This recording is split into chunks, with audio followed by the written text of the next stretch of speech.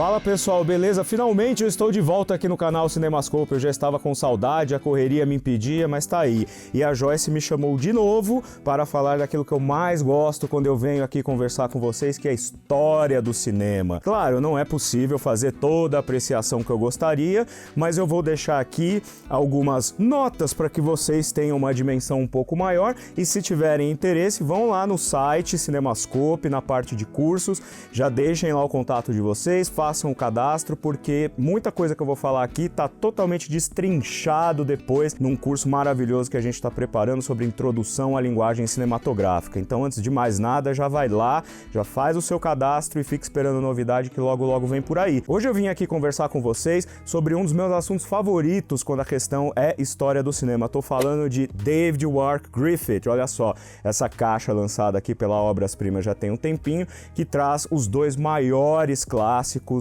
produzidos ali no início do cinema, nos primórdios, nos primeiros dias de Hollywood, que são O Nascimento de uma Nação, de 1915, e Intolerância, de 1916. Com certeza, aqueles que são mais aficionados por história do cinema, nascimento da linguagem cinematográfica, devem conhecer esse filme. Mas eu gostaria de chamar a atenção para algumas coisas muito interessantes que vem aqui nessa caixa que a Obras Primas preparou. Primeiro de tudo, resgatar essas duas obras em versões restauradas. Também tem os extras que a gente já conhece, que a Obras Primas sempre costuma colocar como um grande recheio ali nos lançamentos que promovem, né, que realizam. E falar de David Wark Griffith, como eu disse, com certeza é falar sobre esse primeiro período em que o cinema, que nasce no final do século XIX, começa a ganhar uma cara de algo profissional, algo importante, né? O Nascimento de uma Nação e Intolerância acontecem ali naquele período em que o cinema deixa, aliás, de ser um entretenimento mambembe, né? Relegado assim a shows de vaudeville, relegado a cervejarias, a coisas voltadas para uma classe um pouco menos favorecida, e passa a se transformar no grande evento da comunicação do século XX. Passa aí a ser acompanhado de perto pelas novas mentes da modernidade que enxergam no cinema a possibilidade de se produzir grandes obras recheadas de efeito de sentido. Agora, quem é David Wark Griffith? Bom, a gente tem que voltar lá atrás e entender que o Griffith é um daqueles primeiros pioneiros que aprendeu a coisa de uma maneira muito empírica, trabalhando para a Biograph, que é a primeira grande produtora de cinema do começo do século XX, e era a propriedade, né? Essa empresa era a propriedade do Thomas Edison, né? Então ele começa a trabalhar para a Biograph como assistente, né? Porque na verdade ele queria ser ator, mas ele nunca teve muita experiência de palco, não teve boas experiências de palco, né? Ele não era um ator que se destacasse a ponto de se tornar um grande artista aí dos palcos teatrais. Por outro lado, ele acabou se envolvendo com o cinema muito jovem, na virada do século ali, na primeira década do século XX, e foi aprimorando seus conhecimentos técnicos atrás da câmera, né? Ao ponto de já em 1909 fazer algumas experiências de linguagem cinematográfica, como por exemplo o close, né? Ou então assim tentar entender como funciona aquela regra dos 180 graus que a gente ouve tanto hoje em dia. Ele já tentava fazer isso por volta de 1910, 1911, e o principal assunto desses primeiros curtas-metragens dele, com certeza, era a Guerra da Secessão, a Guerra Civil Americana, né? E a gente vai entender por que isso é tão importante para esse primeiro momento aí na carreira do Griffith. Bom, vamos falar um pouco de história. Em 1915, quando o Griffith lança O Nascimento de uma Nação, a Guerra da Secessão completava 50 anos, né? E era um período em que esta guerra, esse conflito fratricida, né, que acabou com metade da população americana útil naquele momento, por volta de 1864, 65, quando a guerra acabou definitivamente, essa guerra ela começou a ser revista de uma maneira mais cuidadosa ali 50 anos depois. Bom, só pra gente fazer um paralelo, vamos pensar um pouco na história do Brasil. Nós estamos em 2018. Se voltarmos 50 anos para trás, nós estamos ali em 1968, quando começa o período mais recrudescido da ditadura militar no Brasil, ou seja, é uma coisa muito próxima da gente, né? É muito próximo pra gente historicamente. A gente ainda conhece pessoas que passaram por esse período, pessoas que viram, foram testemunhas. A mesma coisa lá em 1915, ainda havia uma verve muito grande em torno da Guerra da Secessão, e era um assunto que estava sendo revisto de fato. Bom, a Guerra da Secessão, só pra gente fazer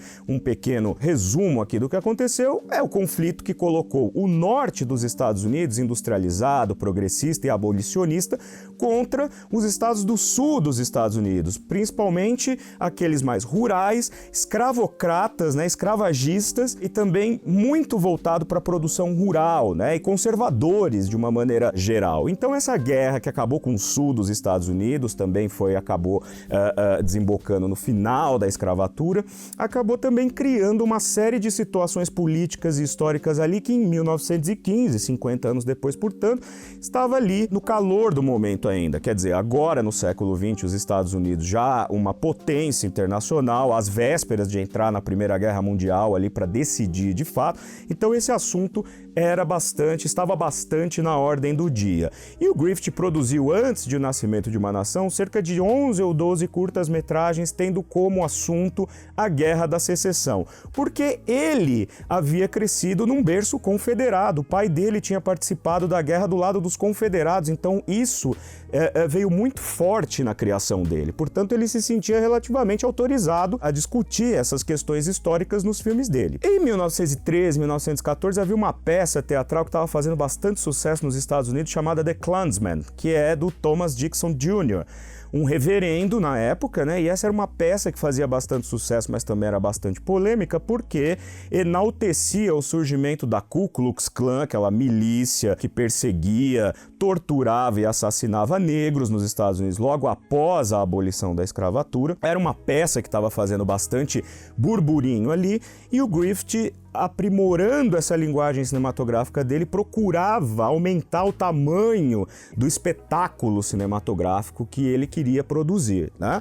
E esse filme é muito importante porque aqui ele insere, além de uma série de histórias que correm em paralelo, ele também vai inovar com movimentos de câmera, como eu falei, com closes, planos, contraplanos, né? Profundidade psicológica dos personagens.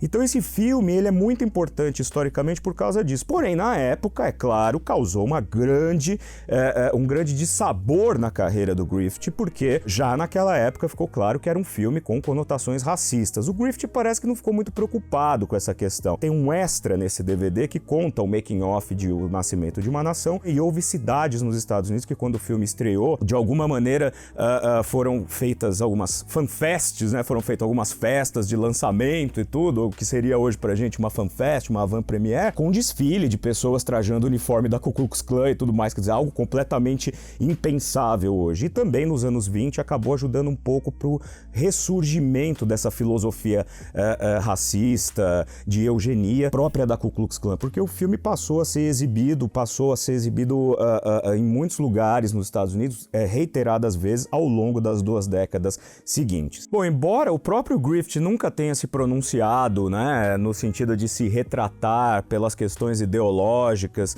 que O Nascimento de uma Nação trazia, imediatamente ele começou a trabalhar num outro projeto maior e mais ambicioso, que, segundo ele, serviria para mostrar toda a questão da intolerância na história da humanidade. E o nome do filme é Intolerância mesmo, que é, na verdade, feito a partir de um filme que ele já vinha realizando chamado A Mãe e a Lei, que é um filme contemporâneo, se passa ali no começo do século XX, em que um homem é acusado injustamente de um crime e condenado à pena de morte. E aí tem todo o conflito em 5 rolos, ou seja, um média-metragem de cerca de 45 minutos, 50 minutos. O Griffith se aproveita então desse filme para fazer uma pesquisa um pouco maior, principalmente depois que ele viu um filme italiano chamado Cabiria, de um diretor chamado Giovanni Pastrone, que é um filme de época. E é um filme megalomaníaco, né, de 1914, o Pastrone já coloca um traveling, né? Já faz uns movimentos de câmera maiores, os cenários faraônicos, o número de extras na cena são uma coisa assim impensável para aquela época. E também Quo Vadis, né? Que é um outro filme italiano do mesmo período que trazia essa grandiloquência cinematográfica. Vendo esse filme, né, Cabiria, o Griffith então entende que está na hora dele fazer algo maior e mais chamativo. Então, ele começa a mesclar essa história que eu acabei de falar, né? A Mãe e a Lei. Ele começa a fazer blocos de filmes. A Mãe e a Lei 1, A Mãe e a Lei 2, A Mãe e a Lei 3. E cada uma dessas partes se passam em algum determinado momento importante da história da humanidade. Nós temos lá a Paixão de Cristo, nós temos a Noite de São Bartolomeu, a Queda da Babilônia, que é talvez o episódio mais luxuoso dentro da estrutura do filme, que tem mais de 3 horas de duração. Diz a lenda que a versão original tinha 8 horas de duração, mas isso a gente nunca vai saber. E é justamente nesse episódio sobre a queda da Babilônia que o Griffith pega aquela influência do Pastrone que criou o traveling, ou seja, o deslocamento da câmera na horizontal, né, em cima de um carrinho, não mais ali com um tripé, e cria a grua. Então ele cria um complexo processo ali que usam guindastes de mineração, plataformas imensas para uma grande cena que abre o episódio da Babilônia, que é a câmera chegando nos portões da Babilônia e aquele número imenso de figurantes, dançarinas. A direção de arte é uma coisa espetacular. Apesar dele mostrar a intolerância ao longo da história, ele não volta a tocar no assunto da discriminação racial, né, que de alguma forma ele tinha diretamente incentivado no filme do ano anterior. Então por isso que é muito dúbia essa relação do Griffith com essa questão da Ku Klux Klan, da discriminação, etc. Porque eu disse, não vamos esquecer que ele nasceu e cresceu num berço confederado. Portanto, ele fazia parte daquela parcela da população americana que se achava de fato prejudicada por tudo que aconteceu com os estados do Sul. Bom, mas isso aí já é uma outra história, né? O importante é que esse filme, de fato, passa para a história do cinema como o primeiro grande épico de proporções inimagináveis, né, para aquele período. Inclusive, pelo fato de que o Griffith ter colocado alguma crítica ao capitalismo em alguns dos episódios, principalmente no episódio que se passa na contemporaneidade, né? Essa questão do capitalismo oprimindo as pessoas com menos posses e tudo ao ponto do personagem principal ser condenado à morte por um crime que não cometeu, etc. Muita gente leu isso como uma crítica ao Rockefeller, né? Que na época era o homem mais rico dos Estados Unidos já e mais poderosos, né? E aí havia uma relação de amor e ódio aí por parte da mídia e por parte das pessoas com relação ao Rockefeller. O filme, por essa crítica ao capitalismo, rendeu ao Griffith, inclusive, um convite para poder trabalhar para o Estado soviético. Lenin queria levar o Griffith para a União Soviética para dirigir o departamento de filmes, né? Olha só, antes aí de surgir Eisenstein, Pudovkin e Dziga Vertov, etc. Não à toa que o Eisenstein, mesmo discordando de alguns aspectos da teoria cinematográfica do Griffith aí nesse momento, presta-lhe homenagem o tempo inteiro e reconhece a importância de David Wark Griffith para a formação da linguagem cinematográfica com vistas à produção de efeitos de sentido. Mas isso aí vai ficar para um outro momento, porque como eu falei para você, tá tudo lá esmiuçado nesse curso maravilhoso que a gente tá preparando para vocês sobre introdução à linguagem cinematográfica. Você vai ao site do Cinemascope, na aba de cursos para se cadastrar, ou então já dá uma olhada no link que tá aqui na descrição desse vídeo para facilitar a sua vida. O importante é que você vá lá, faça a sua inscrição, porque tudo isso que eu falei aqui vai estar lá destrinchado de uma maneira muito mais detalhada, bastante didática e cheia de conteúdo inédito para que vocês possam curtir. Muito bem, o recado tá dado. Novamente eu digo que estou muito feliz por estar de volta aqui fazendo os vídeos para Joyce no canal Cinemascope, que venham muitos outros num curto período de tempo aí. Tá aqui David Wark Griffith da Obras Primas do Cinema, é só ir lá e conferir. Até mais! Se você gosta do nosso trabalho e quer nos ajudar a continuar produzindo conteúdo, considere se tornar nosso patrono. Conheça a campanha de financiamento coletivo recorrente que temos no Apoia-se e principalmente as recompensas destinadas aos apoiadores. O link para saber mais está na descrição.